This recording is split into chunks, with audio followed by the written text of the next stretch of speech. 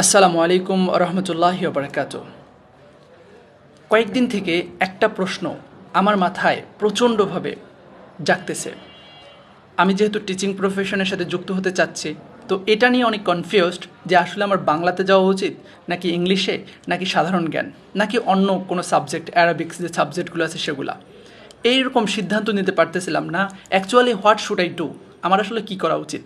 তো এই সিদ্ধান্ত নেওয়ার জন্য এর সমাধানটা আসলে আমি কিভাবে করতে চাই, এটা নিয়ে অনেক চিন্তিত ছিলাম এবং এটার একটা সমাধান বের করার পদ্ধতি খুঁজতেছিলাম। তো খুঁজতে খুঁজতে আমি একটা সুন্দর একটা কনসেপ্ট পেয়ে গেলাম এবং এই কনসেপ্টটা আমার মনে হচ্ছে আপনাদের সাথে শেয়ার করা উচিত।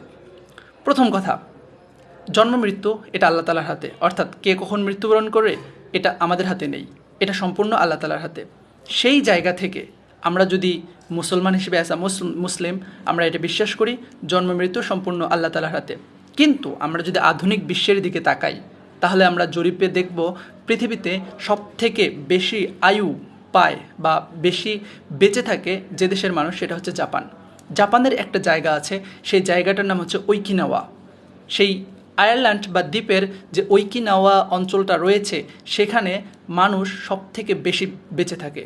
এবং আমাদের বাংলাদেশের হিসাব যদি করি তাহলে 60 থেকে 70 বছর পর্যন্ত বেঁচে থাকা এটা টাফ, কিন্তু ওই দেশের মানুষজন প্রায় 90 থেকে 100 বছর পর্যন্ত তারা সুন্দরভাবে বেঁচে থাকে এবং তাদের কাজ কর্ম পরিচালনা করে। তো তাদেরকে তাদের যে এই বেঁচে থাকার যে রেটিংটা এটা এত বেশি, এটা দেখে বৈজ্ঞানিকরা অবাক হয়ে যায় যে আসলে তারা কিভাবে কাজ করে বা তারা এতদিন পর্যন্ত বেঁচে থাকে কেন, কিভাবে তারা বেঁচে থাকে, এটা নিয়ে তারা একটা গবেষণা চালিয়েছে। এবং সেই গবেষণার পরে একটা কনসেপ্ট বের করেছে, সেই কনসেপ্টটার নাম হচ্ছে ইকিগাই কনসেপ্ট। এটা হচ্ছে একটা জাপানিজ কনসেপ্ট, ইকিগাই। অর্থাৎ আমরা যখন আমাদের ইকিগাইটা ফাইন্ড আউট করতে পারবো, আমাদের ইকিগাইটা যখন আমরা ধরতে পারবো, বুঝতে পারবো, তখনই আমাদের পৃথিবীতে বেঁচে থাকার যে আয়ুর যে রেটটা এটা অনেক বৃদ্ধি পেয়ে যাবে। শুরুতেই বললাম আমরা মুসলমান হিসেবে এটা বিশ্বাস করি না, আমরা মুসলমান হিসেবে মৃত্যু তো আল্লাহর হাতে, কিন্তু এর যে কনসেপ্টটা আছে কনসেপ্টটা অনেক জোস। অর্থাৎ এর মাধ্যমে আমরা আসলে মেন্টালি যে স্যাটিসফ্যাকশান, এই মেন্টালি স্যাটিসফ্যাকশনটা আমরা পেতে পারি।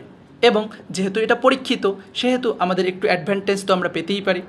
তো ইকিগাই এইটা আমরা বুঝবো কিভাবে যে এই কাজটা আমার ইকিগাই বা এই কাজটাতে আমি আগ্রহী, অনেক ইন্টারেস্টেড, এটা বুঝবো কিভাবে এবং আমাদের নিজস্ব ইকিগাই এটাকে আমরা ফাইন্ড আউট করব কিভাবে।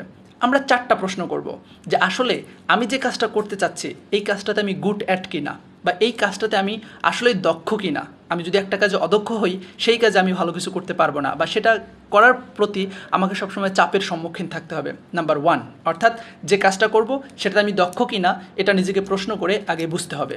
নাম্বার 2, ওই কাজটা করতে আমার ভালো লাগে কিনা, ওই কাজটা করতে আমার ভিতর থেকে ওই কাজটার জন্য অপেক্ষা বোধ কাজ করে কিনা, অর্থাৎ ওই কাজটা আসলেই আমার পছন্দ কিনা, এই বিষয়টা আমাদেরকে ইনশিওর করতে হবে।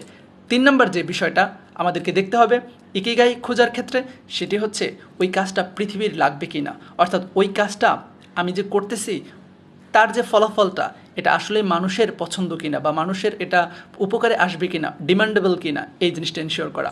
4 নম্বর যে বিষয়টা, ওই কাজ থেকে জীবনে বেঁচে থাকলে টাকার দরকার হবে, ওই কাজ থেকে আমি আসলে টাকা ইনকাম করতে পারবো কিনা।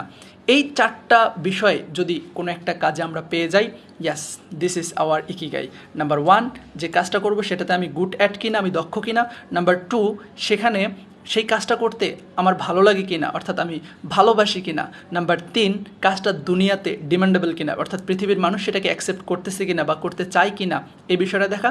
নাম্বার 4 অ্যান্ড ইম্পর্ট্যান্ট কাজ এটাই যে আসলে ওই কাজ থেকে আমি প্রফিট করতে পারবো কিনা বা আমার আর্থিক ফিনান্সিয়াল লাভ হবে কিনা। ব্যাস, এই 4টা কাজ যদি মিলে যায়, এই 4টাকে যদি আমরা কম্বাইনেশন করতে পারি, ইয়াস এইরকম যে কাজটাই আমরা পড়বো সেটাই আমাদের ইকিগাই। ইনশাআল্লাহ নেমে পড়েন, আল্লাহ তাআলা আপনাদের সফল করবে। আল্লাহ তাআলা আমাদের সকলকে তৌফিক দান করুন, আমিন। আসসালামু আলাইকুম ওয়া রাহমাতুল্লাহ।